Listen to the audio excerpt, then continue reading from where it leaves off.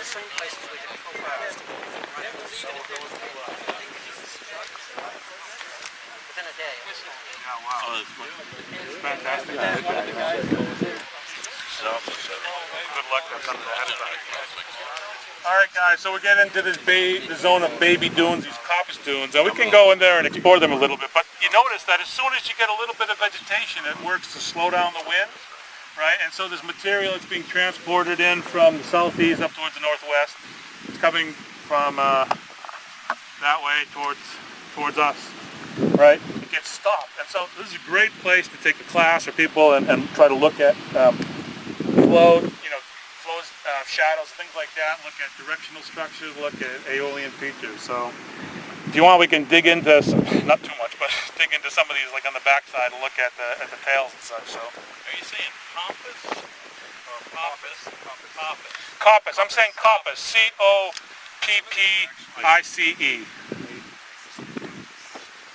So they're called Corpus dunes, and they're basically baby dunes, is what you can see there. And they're all anchored usually by a little piece of vegetation that just starts the process, and then it's self-fulfilling, right? As it grows, and it starts to block more wind, and more gets deposited.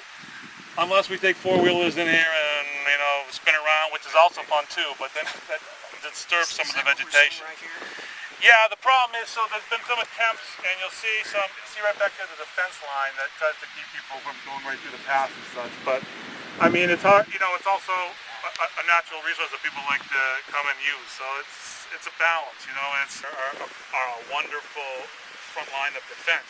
And so something has to take the brunt of this thing, and that's what the washover channels do. They help absorb some of the force, and they have this mass transfer from the front to the back of the island. Because it's not just the front of the island that is experiencing of course the backside is doing too. I didn't mention, but one of the interesting things about, like I said, if we can go into the dunes here, just try to be careful with them. So take a look, and we'll try to get out through this area, and then see the barrier platform. We'll try to turn around here.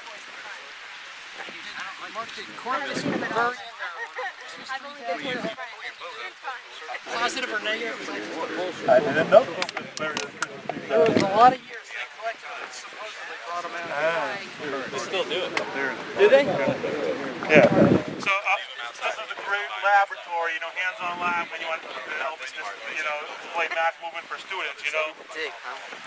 So come take a look at this here. Something like this, and then if you just undercut a bank right here, then you can start to see these slump box form, and it would be the equivalent of a little bit of what we were seeing earlier on today. So, and what happens with a seismic shock? Can you see the whole face coming down here? What ran across just above that? It's a beautiful avalanche features, right? And look at the top also. Oh yeah, so look at the escarpment started to open up there on the... All right, somebody come jump with me over here.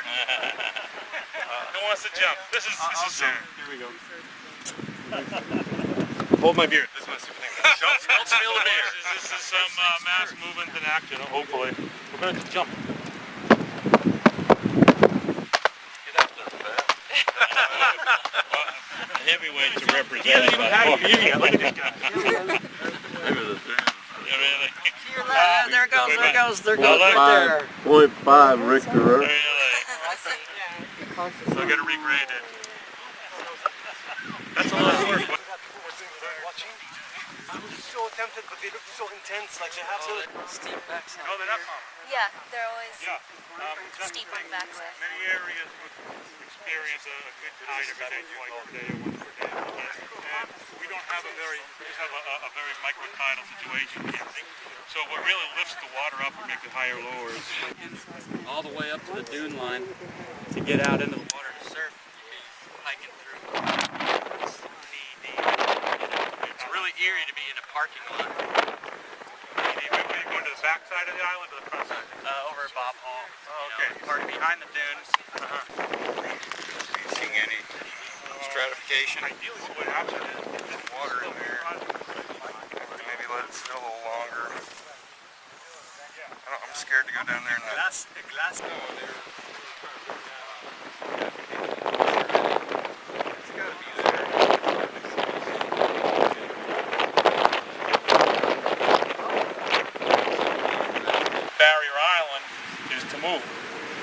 barrier islands are a function of stable sea level.